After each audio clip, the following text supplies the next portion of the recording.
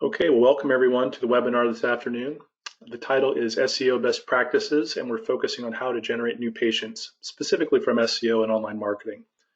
So in the webinar today, what I'll do is go through the content of the presentation, and then at the end of the presentation, I'll have a slide up with my contact information so people can follow up if they have additional questions, and we'll handle questions at the end as well. So in the webinar console, should be on the top right of your screen, you'll notice a little console there, and there's a little tab for questions. And so throughout the webinar, if you think of questions, you can type your questions in there, and then at the end of the webinar, we'll go ahead and address those questions. So let's go ahead and get started. So for the agenda, we'll talk a little bit about just some brief background information about myself and WEO Media, so you know who we are. Then we'll talk about some of the background information about marketing, just to kind of set the stage for what we'll be talking about today. The bulk of what we're going to talk about will be understanding websites and search engines, and in particular, SEO best practices. At the end, I will kind of review 3 different SEO case studies to just demonstrate different aspects of what we talked about today, and then we'll have our question and answer session at the end. So briefly, again, about myself and WEO Media. So I was one of the founders of WEO Media back in 2009. We started the company originally based in Portland, Oregon, and we've since grown the company to about 50 employees now, and we worked with over 1,000 dental practices across the country. So we've got a lot of experience. What we're going to talk about today. The last 2 years, this year and last year, I was very fortunate. Dentistry Today named me one of their top CE leaders and consultants. So I'm very flattered to have won that award. That's really nice, little recognition. And then last fall, I published my first book on practice growth, and we'll talk about that a little bit later as well. WEO Media has been fortunate to win the ADA's Best of Class award 4 years in a row, and this is presented every year at the annual ADA conference. This is awarded to us for being the top website and online marketing company in the industry. Now, our company, we provide over 24 different marketing services, and so the reason I mention this is what I'm going to teach today is based on our experience as providing services to hundreds of practices around the country. So what I'm going to teach is, again, based on data, case studies, and what we've found to be true over time, not just based on theory or what we think to be the case. We're going to teach based on what we know is happening based on a lot of experience with what we've done. So let's shift into a little bit of background information about marketing, okay? Now, when we think about marketing, one of the questions arises sometimes, well, why should we even be doing this in the first place? Now, if you're on the webinar, you probably already understand you need to be doing this, but a lot of times I find it useful to just address some of this. Obviously, marketing can help with the increase of revenue and profits, thereby increasing the value of the business. That should be pretty obvious. But what's maybe not quite as obvious is with online marketing in particular, and what we'll talk about today with SEO, we can focus on specific service items. So dental implants or orthodontics or sleep dentistry or whatever the case may be, if you're wanting to focus on specific, maybe higher margin items, or maybe specific items just because you enjoy them more. All those are valid. Or it could just be, I just want new patient flow overall. That works too.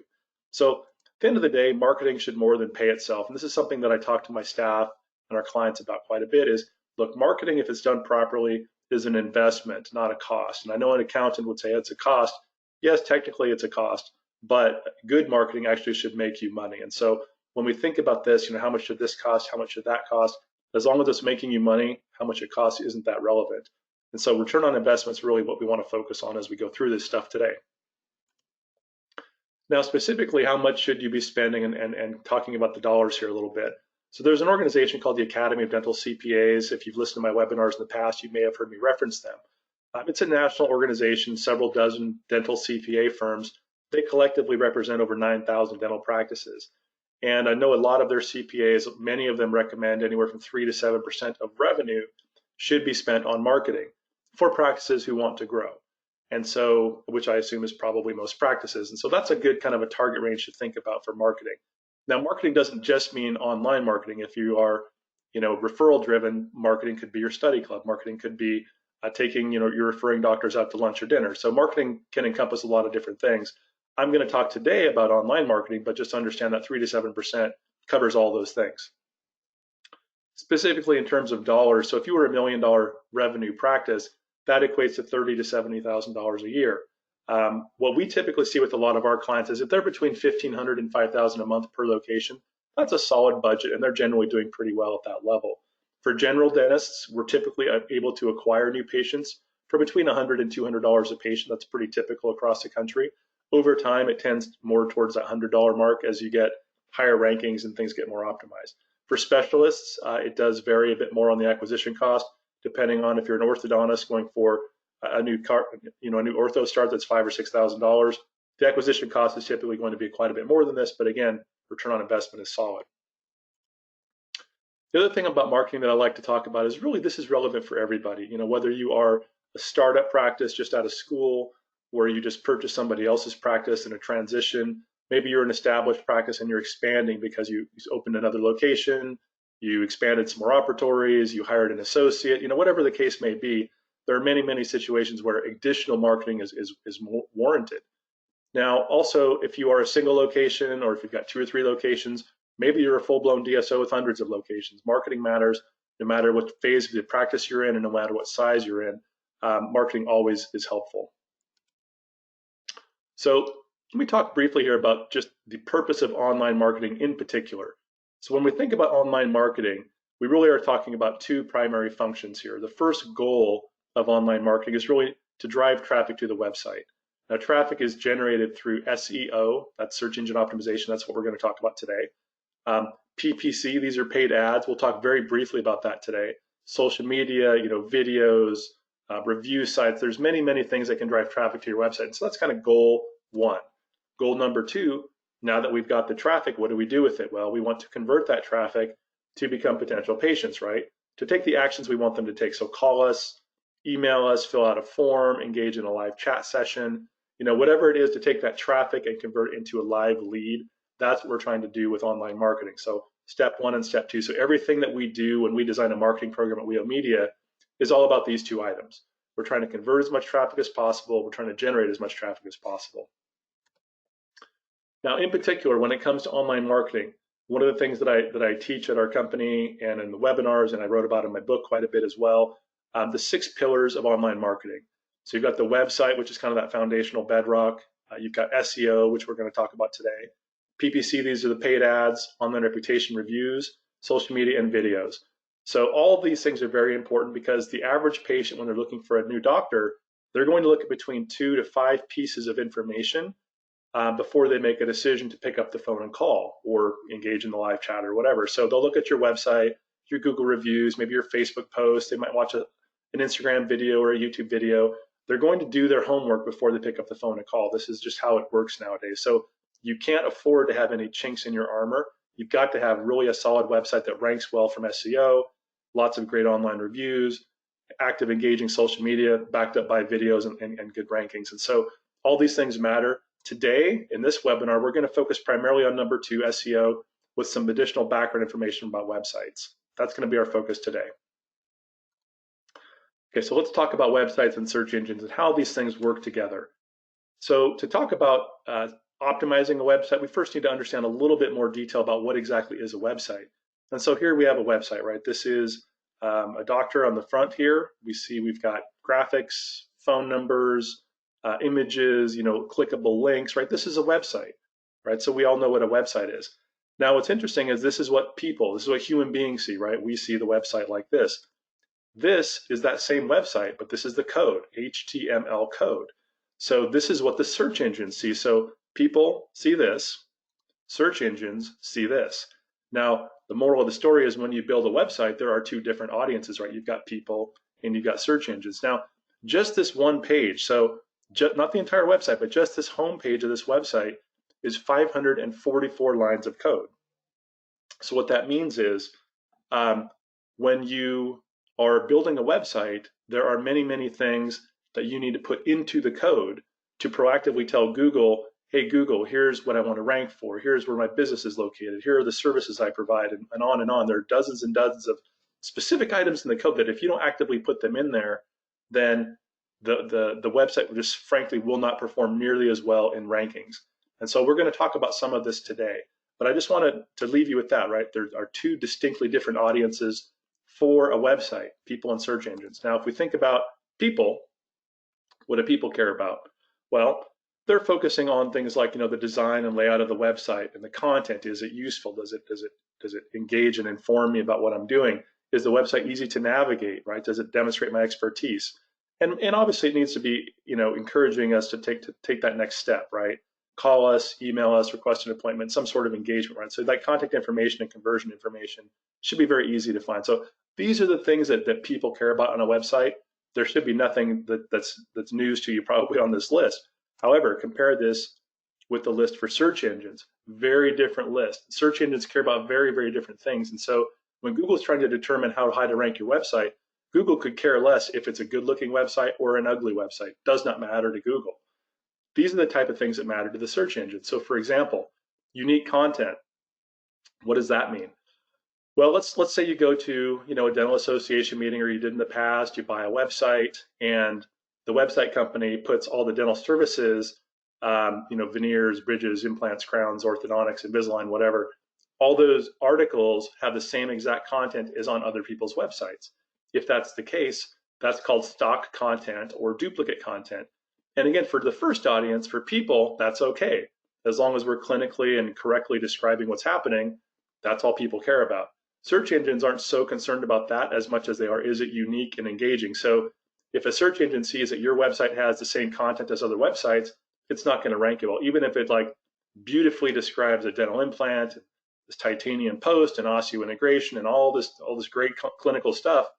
But if it's not unique, you won't rank well for it if there's any kind of competition. So what you need to do is have it, yes, clinically and technically correct, of course, but it also needs to be unique, meaning it was written specifically and only for your website.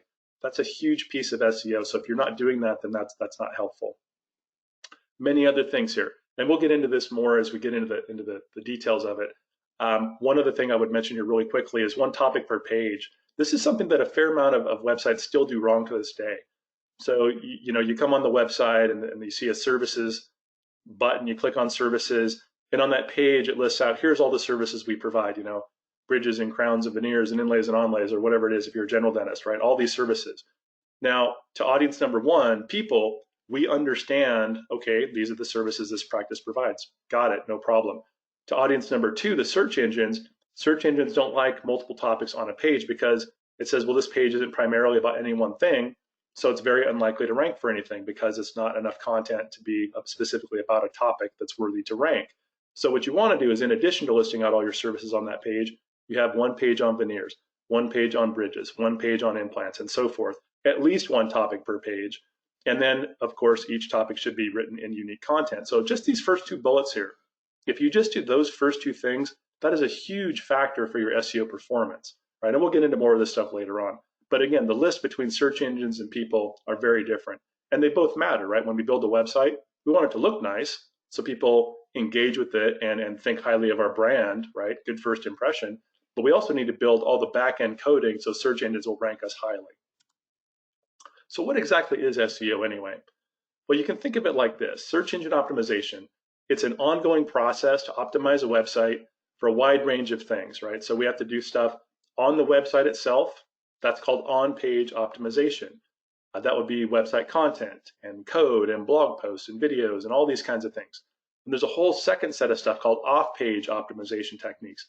These would be things like filling out directories properly, building backlinks, getting lots of reviews on Google and Facebook and Yelp and health grades, having engaging social media posting, many, many, many things, right? So there's a combination of doing all this stuff consistently over time. That's essentially what SEO is. So when we think about SEO, what does that really mean for us in terms of a ranking, right? What am I talking about when I'm talking about getting found on Google? So on the left of the slide here, this is a search, like if I do a search for a dentist in Portland, Oregon, for example, where I live.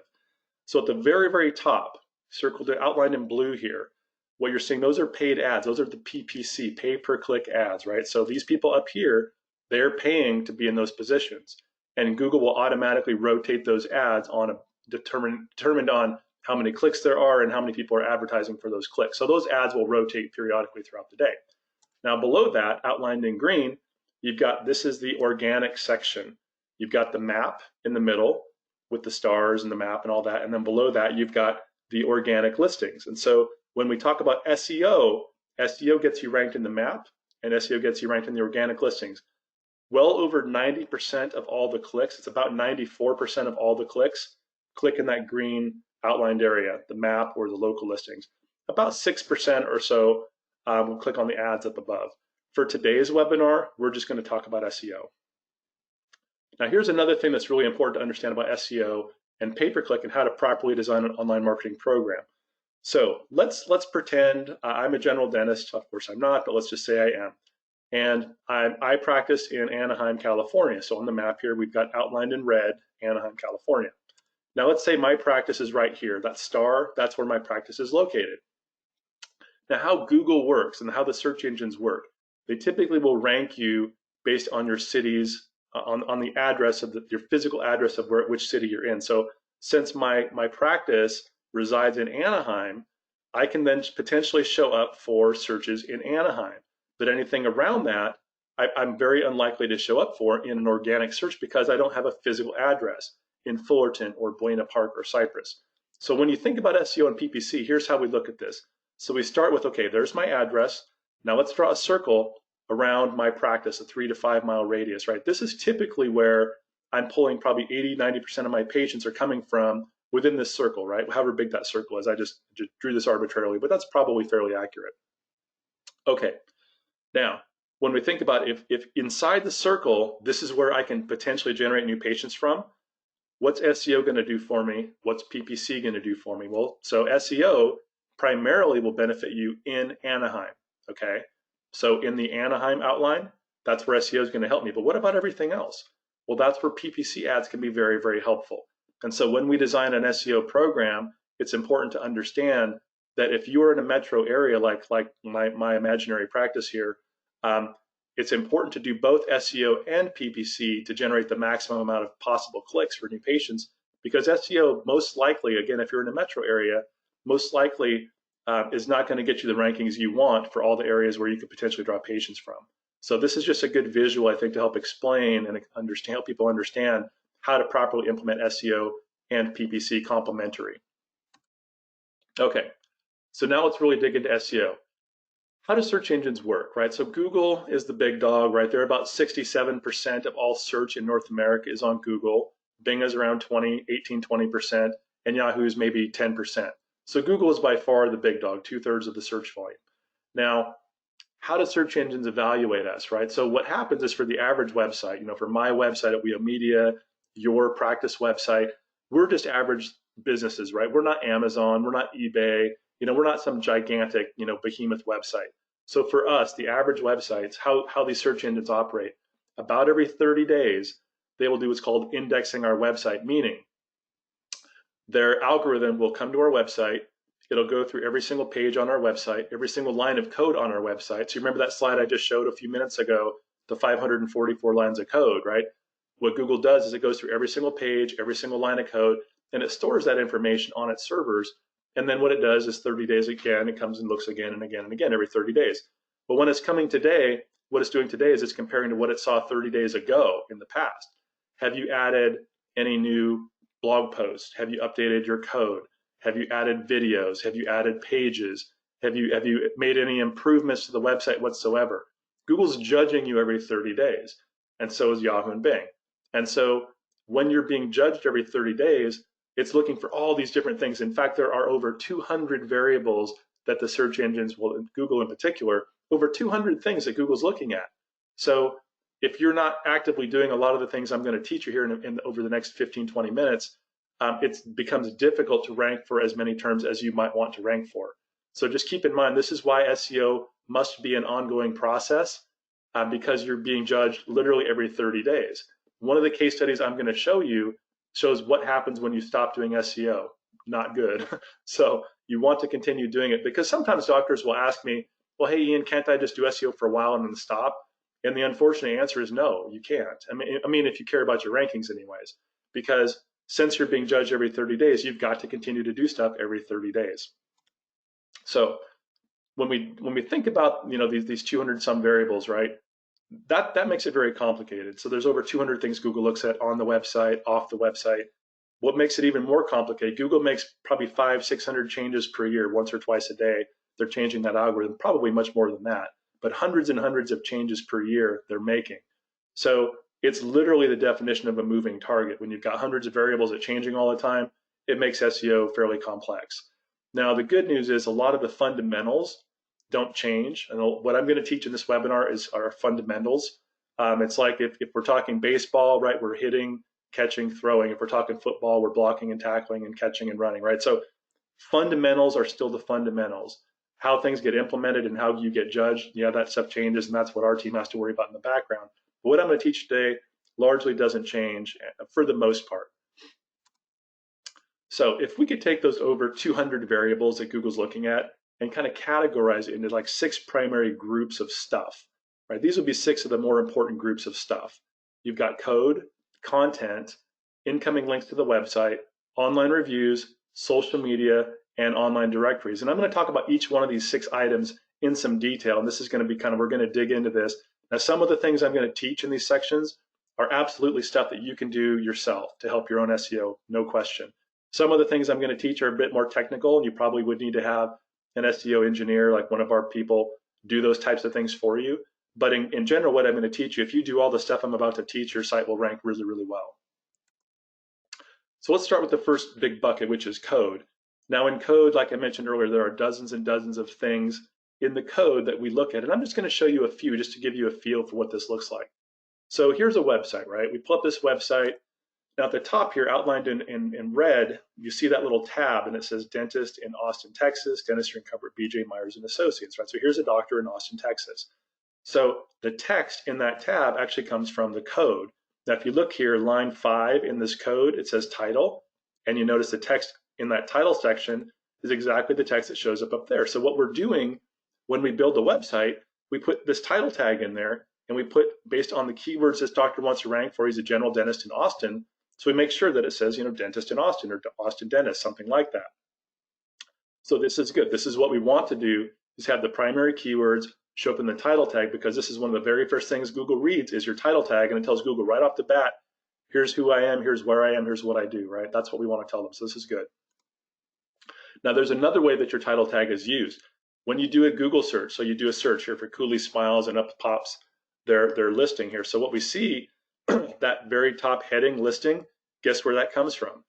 You guessed it, that is the title tag. So whatever you put in the title tag, not only is it going to show up in that tab on the previous slide, the title tag also is the thing that shows up on your search result. So it's very important. You've got to proactively put the stuff in there. If you don't proactively put all the stuff I'm showing you in here, what Google does is it just kind of reaches into your website code and pulls out stuff, whatever it thinks is the best fit. So you don't want to let it be up to Google. You want to have your SEO company proactively do this kind of thing for you.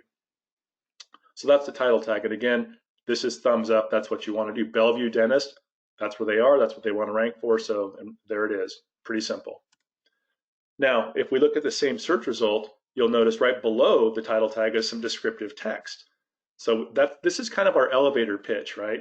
Cooley Smiles, Family and Cosmetic Dentistry in Bellevue provides your family dental needs, our technology and experience and skill, and on and on and on, right? So this is like our little elevator pitch. This is like, how are we trying to get people's attention? Well, guess where that comes from?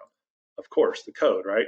This is something called a description tag, a meta description tag. So that little text circled right there, outlined right there, that text goes directly right there. So again, what you put in your website code has a huge impact on how Google views you and treats you. And again, thumbs up on this one. This is exactly what you want to do. One more piece of code here. This is called meta keyword tags. This is another opportunity to tell the search engine, here are the types of things I would like to rank for. Bellevue Dentist, Cosmetic Dentist, Family Dentist, Dentist in Bellevue, Washington, right? So you throw in, half a dozen or more of these type of keywords on each page. And that, again, is just helpful information to continue to show Google, here's what I want to rank for. So again, we get a thumbs up on this guy. Now, what's interesting is a lot of online marketing companies know what I'm teaching you right now. This is not news to most SEO people. So a lot of times what they'll do, I shouldn't say a lot of times, but more often than you might think, these companies will try to game the system and do things to try to trick Google. And ultimately, really what they're doing is tricking their clients. So I'm going to blow up this text here in a minute so you can see it better. This was a practice in the southwest region of the country. I think this was in Utah. And I lectured at this doctor's study club years ago. During the end of my lecture, he said, hey, Ian, it's interesting. So what you're teaching us about this SEO stuff, it's like my SEO company, they tell me they're doing a really good job. I'm getting lots of traffic to my website, but nobody's calling us. Like the phone's not ringing. I'm not getting new patients, but they say they're doing a really good job. What's going on? And so what I did is I said, well, let me analyze your website. So what I did is I looked at the code, and what do I find here? Well, let's blow this up and take a look. Christy Brinkley, Halle Berry, Zac Efron, Bradley Cooper, New Year's resolution, and on and on. What does this stuff have to do with a dentist, a dental website? Nothing, right? Absolutely nothing. What's happening here, as you might have imagined now, is what this SEO company was doing is in the code, they put terms that got a lot of search traffic. And so if somebody in Utah or somebody in the city happened to search for Zac Efron and this doctor's website pops up and they're like, they click on the link, well, wait a minute, this isn't Zac Efron, this is some dentist. And of course they leave and they never call because they're not looking for a dentist, they're looking for Zac Efron. So this is a trick that some companies will play to try to show, hey, look at all the traffic we're getting for you. Aren't we doing such a good job? And the reality is they're putting all this stuff in the code to trick you because, oh, look at all the traffic. We're doing our job. It's not our fault people aren't calling. Well, it actually is their fault because it's not the right kind of people, right? They're not doing the work. They're just taking a shortcut here. So this is definitely bogus traffic. Big thumbs down on this one. So you want to rank for the right terms because ultimately it's not about rankings. It's not about traffic. It's about leads. It's about phone calls. The most important metric you can have from your SEO is not rankings and it's not traffic. It is phone calls. If the traffic is good and the rankings are good and all those things are working properly, the outcome should be lots of phone calls. So again, in the case studies I'm going to show you, we're going to talk about phone calls because that's the most important metric, at least as far as we can measure on the marketing side. Now, what else? There's one other type of code piece I'm going to teach you here, and then we'll move on. I don't want to get too into a code session here, but this is really important stuff. So again, we've got two audiences for the website, right? We've got people and search engines. People, we're viewing the image here of the waiting room, nice photo. We're viewing the text here about our building and our lobby. So for audience number one, that's perfectly fine, nothing wrong with that, right? But again, search engines can't look at that pretty picture. Search engines just see the file name. Well, the name of that picture happens to be office-inside.jpg, JPEG. So if a search engine is reading the name of that image, does that image name tell the search engine what type of business it is? No. Does it tell it where it's located? No. Does it tell it what type of services they provide? No. So this is a big thumbs down. What you should do on your website, every image that Google is reading should be named with keywords. So let's pretend this is not the case, but let's pretend this practice is in Portland, Oregon, again, in the area that I live. What this should say is like Portland dentist, office inside, or something like that, right? Every image should be named with keywords because Google reads image names. Google does not have eyeballs and a brain. Google can't look at the picture. Google can only read what the picture is. So you have to name all your images with keywords if you want to rank well on a search. Again, this is not like a magic bullet. All the stuff I'm teaching you, it just adds up cumulatively. It's like hitting lots and lots and lots of singles in baseball. If you only hit 1 or 2 singles, you're probably not going to win. But if you hit 47 singles, you're definitely going to win, right? What I'm teaching you is how to hit lots and lots and lots of singles so it accumulates and you get really great rankings. Now, this is the last little thing here I'm going to teach you. This is another interesting one. So I lectured at the Oregon Dental Conference years ago. And after my lecture on SEO, a doctor came up to me and he said, Ian, I have some of the worst SEO. I don't even rank for my own name. And I was like, wow, that is pretty bad. I'll grant you should always rank for your name. And so I said, well, okay, let's look at your website. So I pulled up his website. I started looking at his code. And on line 15, what do I find? It says no index, no follow.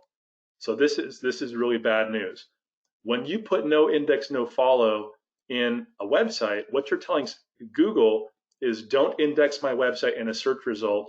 Don't show me in a search result. I'm invisible. Leave me alone. Get out of here, Google. Shoot, go away. So basically you're telling Google, do not show me in a search result. That's what that means. And so I showed that to the doctor. And I said, well, whoever built your website put no index, no follow, which makes your website invisible to Google. And he's like, what? Why would they do that? It's like, well, honestly, because they don't know what they're doing. The vast majority of people who build websites have no knowledge of code. They're totally different skill sets. It's like building a car and racing a car. The technicians who build the car are not the guys who race the car. SEO and websites are the same thing. You build a website, that's not the same people as who do the SEO. So most of the time, people who build websites don't know what they're doing as it pertains to Google. And this is the case here. And so I told them, well, Doc, the good news is all you have to do is delete NO. It should say index, comma, follow. Tell your website company just to change that to index follow, and you'll be good. You'll start showing up in searches for your name at least. So bottom line with all this code stuff, and I'm done talking about code, we'll move on to the rest of the stuff. But I just wanted to paint a picture how critically important this is, and how critically important it is to use a company who's really solid technically, because this is a technical game. SEO is a technical game. And so you can't just throw up pretty pictures and have a few blog posts and think you're going to rank well. That's not at all how it works. Okay, so the first big bucket, big group was code. Now we're going to talk about the second thing, which is content. And as I mentioned earlier, unique content is super helpful, but it's not just about unique. You need to make sure that the content has keywords you want to rank for. So if let's say I'm an oral surgeon in Portland, Oregon, and I want to rank for dental implants, I would say, well, dental implants Portland or Portland dental implants, those keywords need to be in the text on my pages that I want to rank for. The home page, all my dental implant pages, and so forth. Now, here's the risk, and here's the little asterisk I'm going to give you as a warning. Do not go overboard with this. It should read and flow normal. So if I come to that page and it says, we're oral surgeons in Portland, Oregon, we've been doing dental implants for 37 years. Our dental implant specialists are blah, blah, blah, dental implants and dental implants and dental implants. Like, if you're beating the dead horse, you're putting it in there too many times where it doesn't flow and read normally, that's called keyword stuffing, okay? Google will determine that. Google has algorithms that are sophisticated, and it will say, hey, these words are showing up much more frequently than they would normally, and so therefore you're keyword stuffing, and they're actually going to penalize you pretty significantly for that. So put it in there, 3, 5, 7 times is all you need. Don't put dental implants Portland, 47 times on your homepage. You will get in big trouble with Google for doing that. You'll get penalized and you won't rank well. Now, other things matter with content. The quantity matters. So the number of pages is a factor. The bigger websites tend to rank better, especially if they are unique and so forth. Ongoing updates and other things like that. And also, when I'm talking about content, at number 7 here, it's important to understand content is not just the written text. It also can be, documents, videos, photos, blog posts. All these things are considered content. So you just want to have kind of some ongoing content updates every 30 days or so. The third item that we would want to talk about, so we've had code content, the third thing is incoming links. Now, if we look at the little graphic here, let's say that's your website in the middle, okay, with all the arrows pointing to it. That's your website. Now, let's say I'm on one of these websites out here on the periphery, and I'm on that website. I click on a link on that website, and that link takes me to your website. That is considered an incoming link, also known as a backlink, to your website. That is good for you. The person who has the link linking to you, it doesn't really help them with their SEO. It helps you with your SEO. Why is that? Well, if Google looks at websites and says, hey, look, this dentist website has 7 other websites linking to it, but this other dental website in the same town has 53 links pointing to it, what that tells Google is more people are linking to your website, meaning more people are referencing it. The more people who reference a site, that tells Google it must be more important because more people are referencing back to it as an information source. So the more links you have pointing at your website in general is very, very helpful to tell Google, hey, this is an important website. It's kind of like a popularity vote or something like that, a popular vote. The more people referencing something, the more that website's going to tend to rank highly because Google can see that, oh, wow, look, all these people are linking back to this website. This must be an important site. So links are very important. Now, this is probably the single hardest thing to do in SEO. And I'll tell you, in the dental industry, almost nobody does this. This is one of the things that's unique about WEO Media is we actually do build backlinks and generate incoming links for our client websites, which is one of the things that we do that helps us stand above everybody else, and why we get such great results for our clients is we actually do the hard work of doing this. Very, very few companies do this. The next big group of items would be your online reviews. Now, in dentistry, we talk about the big 4. The big 4 being obviously Google, Yelp, Healthgrades, and Facebook. Now, in particular, the most important of those is going to be Google.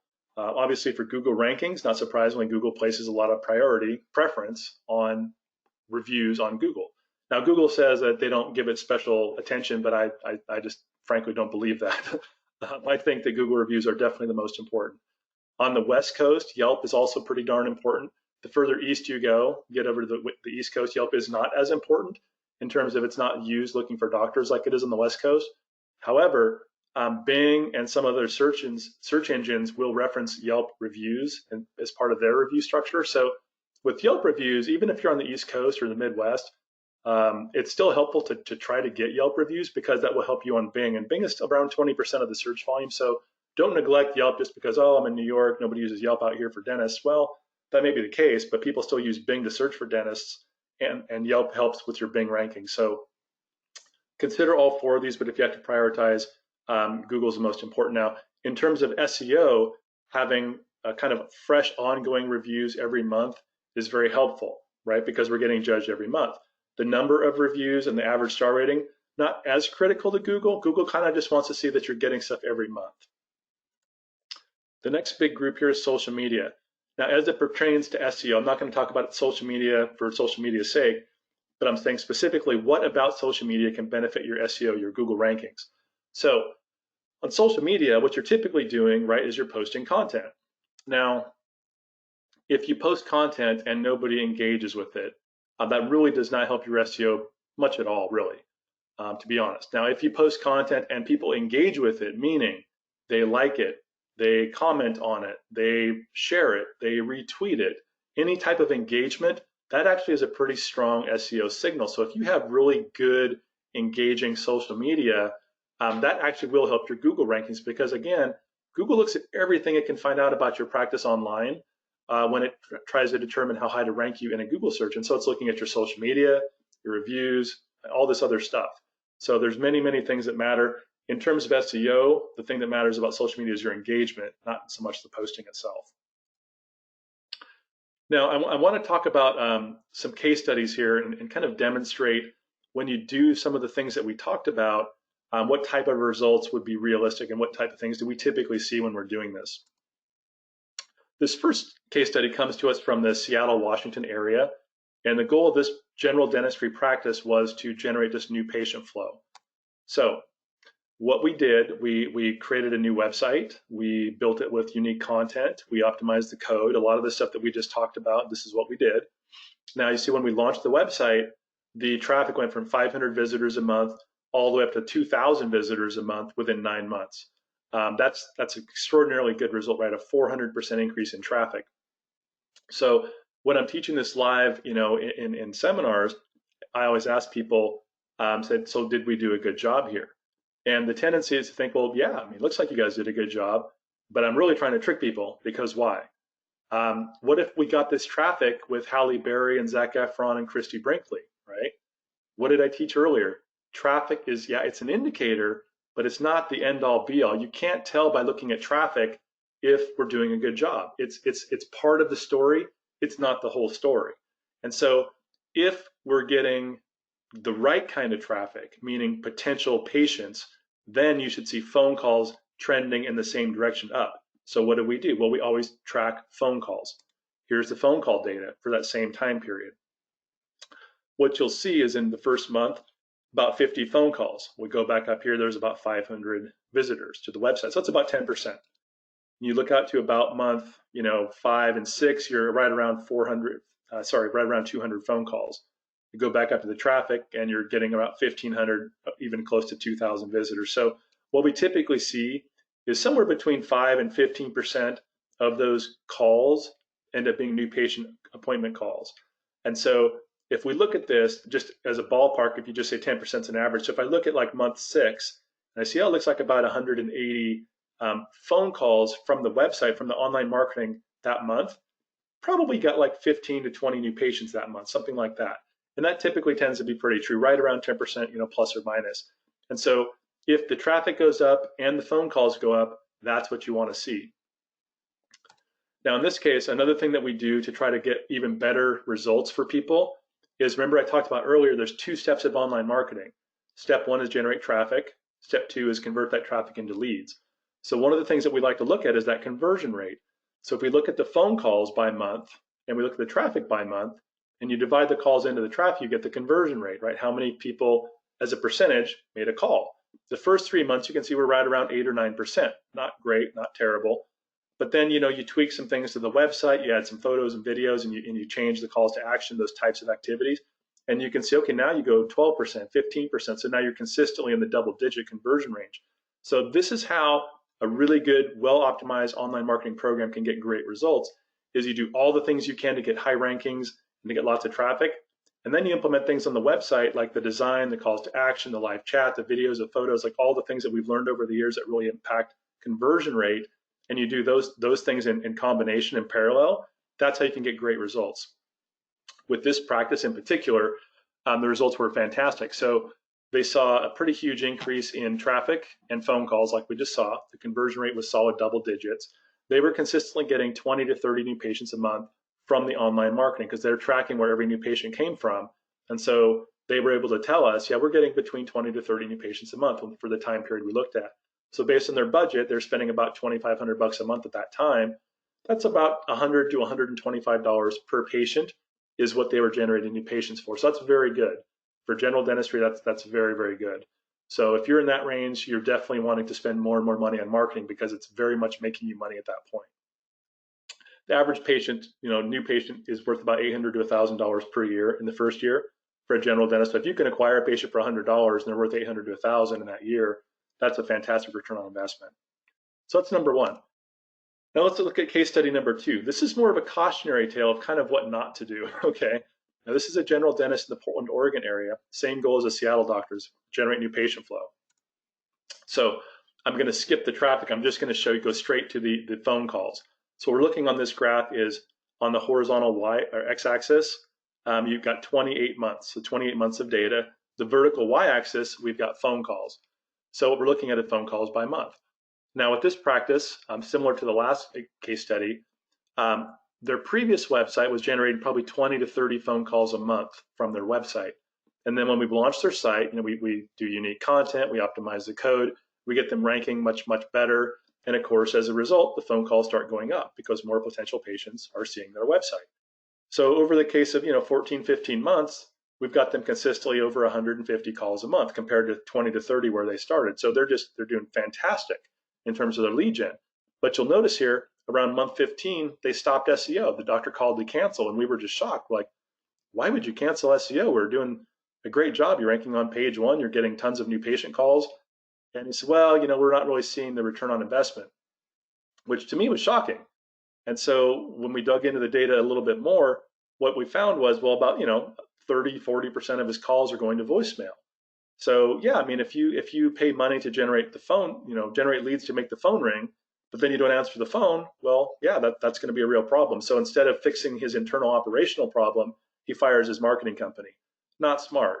And so you can see what happens when you stop doing SEO. So when we stop doing those monthly activities on the code and the blogs and all that stuff that we're doing, you can see really quickly how fast his phone calls dropped off. Why did his phone calls drop off? Well, because his rankings dropped off, right? So within 3 or 4 months, he was back down to where he's almost where he was when he started. So this is the cautionary tale. If you're doing SEO and you stop, probably bad things are going to happen to your lead flow. So don't do this. Now here's another case study, my third one. This is an oral surgeon in the Phoenix, Arizona area. This doctor had more of a specific goal around dental implants. He wanted new patients in general, sure, but specifically he wanted dental implants. And so what his starting situation, he was not really spending a lot on online marketing at this time, although he had tried stuff in the past unsuccessfully. He was ranking on page 2 of Google for the search items he wanted to rank for. His website was not really very well optimized for SEO. And he didn't have much of an online review presence.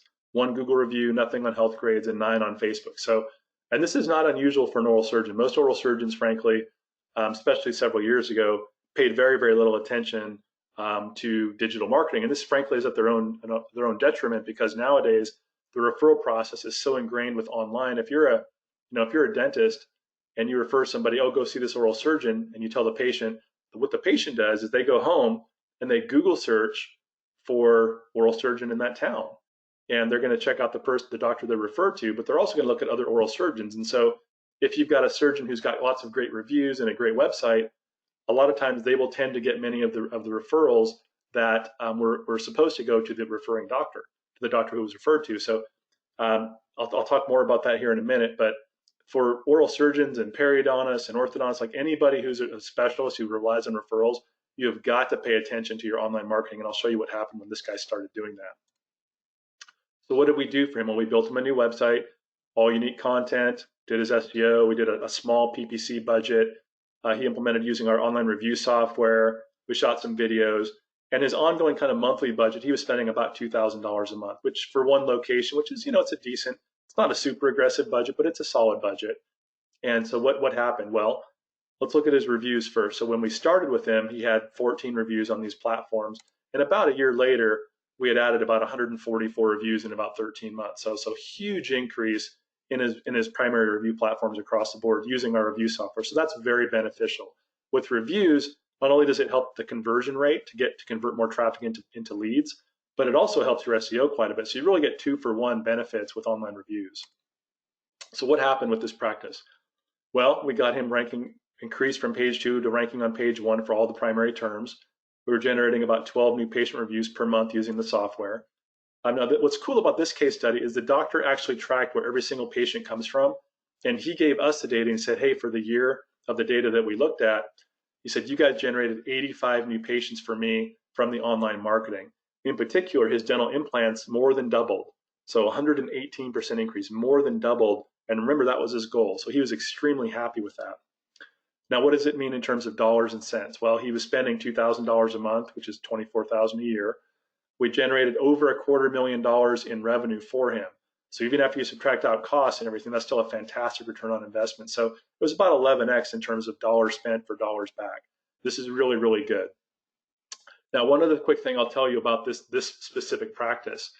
And I've gotten to know this particular oral surgeon pretty well over the years. And I actually took my daughter to see him a few months ago to have her wisdom teeth done. She's a teenager.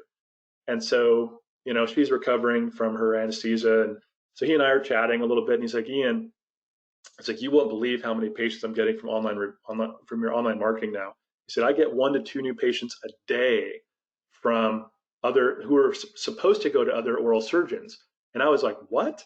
And he said, yeah. So I said, one or two patients every single day come in here with a referral slip with a different oral surgeon's name on it, but they come here and they say, we decided to come here because of your website and your online reviews. We're so good.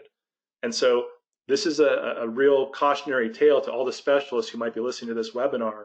If you're thinking, oh, I'm referral driven, I don't need to worry about this online marketing stuff, I beg to disagree with you. It matters tremendously if you're referral driven. And this guy is one great case study of why that matters. So this was this was a couple years ago, this data, 85 new patients. He's getting probably a couple hundred new patients a year from us now. So it's really tremendous the impact that this kind of thing can have for specialists. So again, if you're a general dentist, absolutely this stuff is a big deal. But if you're a specialist, it's just as big a deal. You really need to be doing SEO, reviews, all the digital stuff. Okay, so let me kind of wrap up and summarize here kind of the recommendations, and then we'll take some questions. So first real kind of summary point here, just make sure you're taking a comprehensive approach, right? You're doing all 6 of those pillars, the website and SEO and reviews probably being the most important 3 pillars, and then the rest of them, if you can afford it budget-wise, very important. This is something that every practice should be doing, right? Every time a new patient comes into your practice, ask them, how did you hear about us? And enter that data into your practice management software or however you choose to track that. But make sure you're tracking that, and then on a monthly basis, you can summarize where did our new patients come from. You can see what digital marketing activities were helpful. If you are referral driven, you can see which referrals are more fruitful than others, or maybe you're getting fewer than you thought and you need to go pay some visits to people, right? But track where all your new patients are coming from and review that on a monthly basis. Use tracking phone numbers. So we are really high on using a tracking phone number for your online properties. One thing I would warn you here, don't use a different tracking number for one for your website, one for your Facebook page, one for your Yelp page. If you do that, Google will look at that and see different pieces of information and think something's wrong, and it actually hurts your SEO quite a bit. So you want to just use one tracking number for all your digital properties. You lose a little bit of granularity in your tracking where people come from the digital side, but it's much better for your SEO, so the pros definitely outweigh the cons.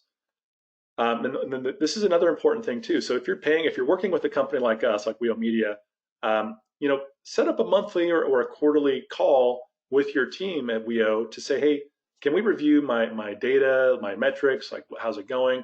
Like what our team does, they'll send a monthly report for SEO and PPC clients. They send a monthly report which shows here's everything we did for the month, here's your metrics and your tracking, and here's our observations.